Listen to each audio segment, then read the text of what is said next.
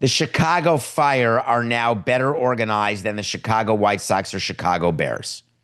That is a sentence that it did not occur to me that I would ever say. The Chicago White Sox, under the stewardship of Jerry Reinsdorf, have been looking for a new ballpark. There have been threats. There have been reports. Would they move to Nashville? Would they not? Would the team be sold? Would it not? The Chicago Bears, under the great stewardship of President Kevin Warren, have made more left and right turns than people do in a roundabout. Arlington, we're in. We're out. Downtown Chicago, we're in. We're out. They're back. We've got all the property in Arlington. We've got great deal in Arlington. We've got property tax understanding. It's all coming together very well. It's amazing how it works when you're trying to get a ballpark and you don't know where you're going to get it. You go through all the different iterations of saying, I love this site, I love that site. My view is, always was, Willie Sutton, baby. Why do you rob banks? Because that's where the money is. Why do you have a ballpark there? Because that's where the money is. What the Chicago Fire decided to do, it's called the Chicago Fire Football Club. They announced that they will be building a world-class soccer-specific stadium right in the heart of the city. Right as the other big clubs were trying to get deals done. Right in the location where the White Sox were thinking they had a shot. Down in that Chicago neighborhood, you know what I'm talking about. It's known as the 78, El Lupo. That 78th neighborhood is going to have an acre tenant, all right, and it's not going to be Reinsdorf. It's going to be a soccer team. What's amazing about that in Chicago is they managed to get the right PR announcement. Except they're doing the same thing that the White Sox and Bears are doing. They just announced it differently. The owner made it clear. Private. We're doing this privately.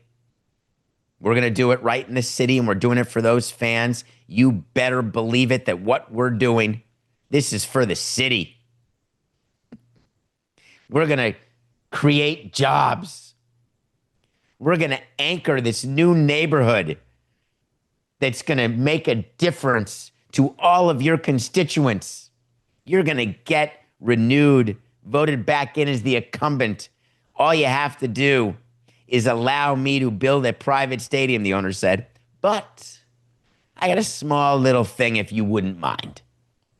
How about a little of that infrastructure? It's so good. It's so good. The president of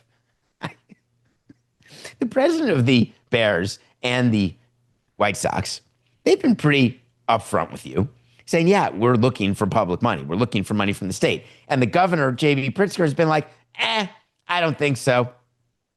Meanwhile, behind the scenes, Pritzker spending money to negotiate with the Bears, obviously is not ignoring the White Sox, trying to figure out how to allocate public funds to the sports teams that all need something. There is a lesson to be learned here. Being first can be best. Being first is when you know that you've got competition who's going after the same, whether it's consumer, whether it's the same level of public funds, whether it's TV money in the market. I will never forget a business lesson I learned from my good friend Jeff Krolik, who used to run the Fox regional networks out in LA, worked for Fox. I was negotiating a new TV deal for the Marlins. And he said to me, by the way, we have to renegotiate with the Rays. And I'm telling you, this is your deal.